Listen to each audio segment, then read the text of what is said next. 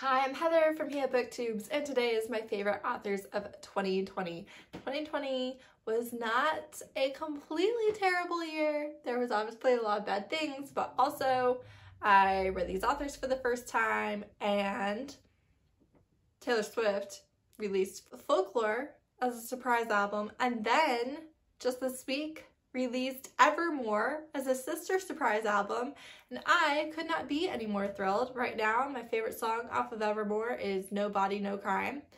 If you've listened to it, tell me your favorite song. I would love to hear. I have been listening to it continuously, just like I do with Folklore. So, anywho, those are some things that I wanted to mention are bright spots in my year. So, these are authors that I read multiple of their books. I had not read any of their books before 2020. I really liked several of their books, and I'm still actively reaching for their books. So these are the ones that met those criteria. I have 6 authors. If you watch my channel, you've heard about all of them, but these are the 6 new to me authors of 2020. In the description, they'll be marked if they're on Kindle Unlimited. My very first one is Kristy Cunning. She wrote 4 Psychos and Gypsy Blood. She is a reverse harem paranormal author, and she has a couple other pen names, but Kristy Cunning is the one that I have read a bunch of. 4 Psychos is the dark side. Number 1, it is about a girl who's not really in existence unless she's around these 4 guys. She's not a ghost. She really doesn't know what she is or what she's doing. And the scope of the plot gets bigger and bigger and bigger every book, and you won't be able to guess what's going to happen. I really enjoyed the twists. The ending was a little bit like, what? But I really like her writing. It's funny and it's clever, but more interesting to me is you don't know what's happening, and so she really sucks you in with that. Then we have Gypsy Blood, which is All the Prey Monsters #1. This is basically a gypsy girl falls in love with a werewolf, a vampire, a sexual deviant paranormal, and a Van Helsing, which is a monster killer. Now, in the storyline, they're actually all gypsies, and they all did these sacrifices to become immortal, and they're all tied together, and there's a whole bunch of different things. So all of the main characters are gypsies. Since then, I was watching Izzy from Happy for Now's video, and she talked about how gypsy is actually a slur used for the Romani people. Now, in this series, it's not about Romanis. It does mention about some of the hunting and abuse that was being done against their people. It talks about how some people don't like the word and how they take pride in it and things like that. However, I have a little bit of an issue now knowing that it's considered a slur, that because it's paranormal and because it is a way to tell people what you're talking about and all set up and in a made-believe type of world, that it would then be okay, because I can't see that being true of any other slur. So why are we okay with this one? So I did love the books. I have talked about them more than once on my channel. However, I am a little turned off now because of that. That is something I will leave up to your discretion, but I will include a link that Izzy showed me, and you know, the more you know. I don't think I'm going to continue promoting the series. That being said, it is very interesting. You don't know what's going to happen. You can never trust the point of view that you're reading from, and you honestly don't know. It's not that you can't trust it, it's that you never know what parts to trust. Every single one of them tells you slightly conflicting information, and they all believe that their information is true, or it seems like what that person is saying is true, and it's just hard to tell what's going on. So it's very interesting. Like I said, though, it's bothering me, is where I'll leave that. Then I have Katee Robert. I first read Desperate Measures, which is Wicked Villains #1. This is a Jafar and Jasmine retelling with consensual, non-consent, BDSM club elements, gang wars, all sorts of things. This is the only book in the series that I've read because it was free and the others are not. But I do want to continue the series because I have also read Your Dad Will Do by Katee Roberts, and this is A Touch of Taboo #1. It is a woman gets revenge on her ex-fiance, I believe, by sleeping with his dad. And it's hot and steamy and hot. And she also wrote Sacrifice, which is the first in her vampire series. I don't know if we know the series name. I didn't write it down.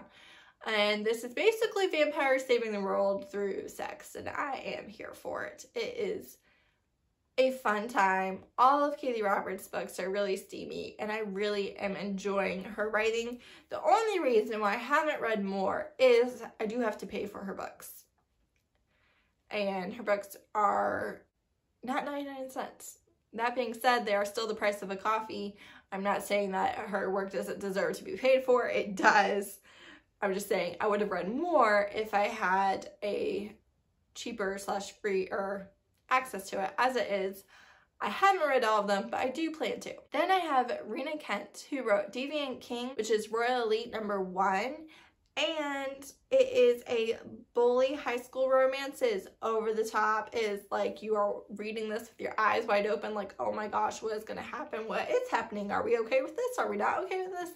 And I would say that there is dubious consent issues, but we have a sociopath, and he just will not leave this girl alone, and she doesn't know why. Now, the story builds, and there's a lot, and I would say that's used to cover up a lot of other things that are happening and going on. So if you continue to read the other books, you do get a different picture of what was going on, I would say. But it is just like, oh my gosh, what is happening? And then she also wrote He Hates Me, which is the first in the hate and love duet. And this is a stalker romance. This does have rape fantasy in it, and it's definitely dark romance. This is another one where I just was wide-eyed reading it. It was just like, what am I reading? But it ended up being so good. And this is the book that brought Naima and me together, so. I've read a bunch of her other sociopaths. She just really writes good sociopaths, guys. Like, I've fallen in love with these men who have issues. Like, they don't understand where the line is. And yet, for their woman, they will do any and everything. And I love that. Then I have Catherine Moon, who wrote Baby and the Late Night Howlers. This is Sweet Omegaverse #1. This is an Omegaverse. And I know a lot of people think Omegaverses are weird. There is no pregnancy in this book.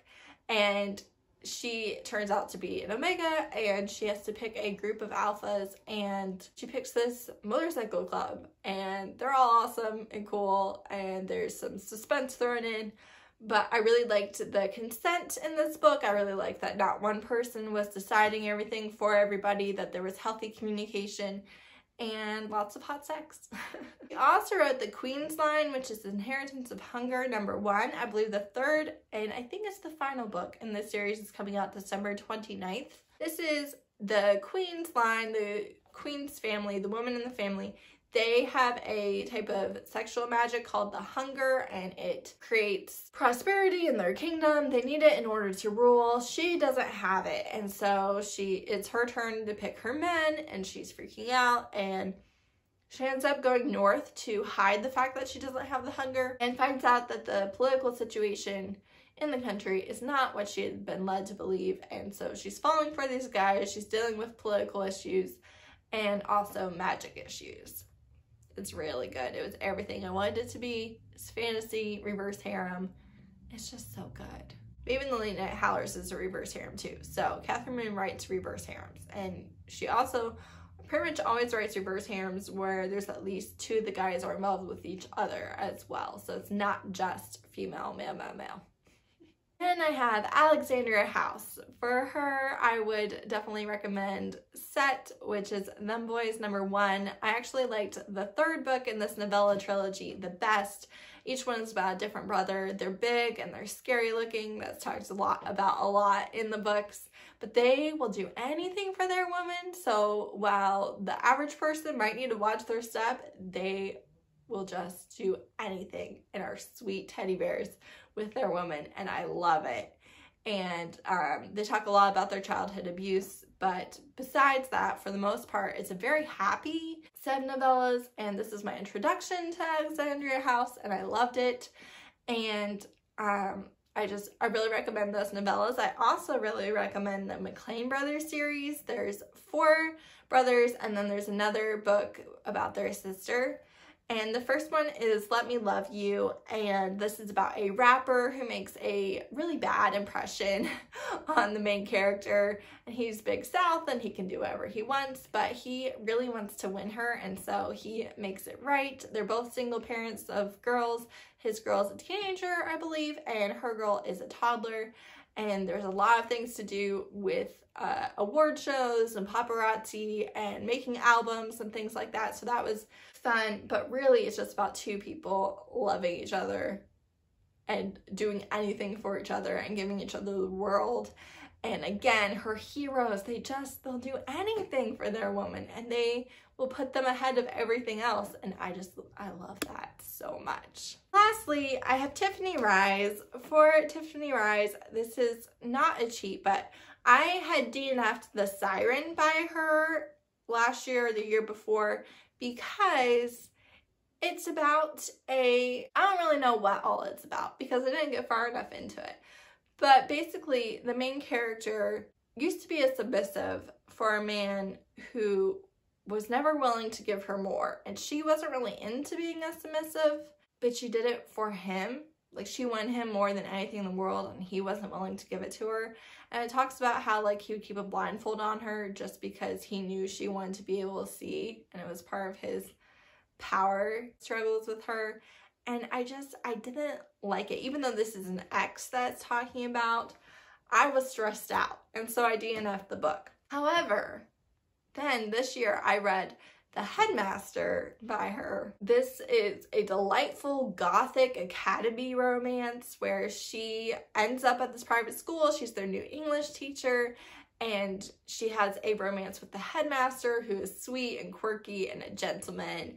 And I loved them. There's a mystery, which is fairly easy to figure out, I think. However, when the big reveal happens, there's a very sad why, and it made me cry. Also by Tiffany Rise, this year I read the Men at Work series. The first one is a Halloween romance, and then we have a Thanksgiving romance, and then we have a Christmas romance. Her Nightly Holiday and Hot in December or something like that. I'll put it up because of course I didn't write it down. I loved all of these books so much. I think that the Thanksgiving one might have been my very favorite just because I loved the characters and their plot, I guess. But I really, really liked every single one of these. And, you know, it's not Christmas yet, so if you want to read the December one, it's really, really good. And the December one has Hanukkah and Christmas, so that's something that you're looking for. It does talk about both of those holidays and celebrating them. So that's all of my new favorite new to me authors from 2020. Who did you never read before this year and now you just love their books?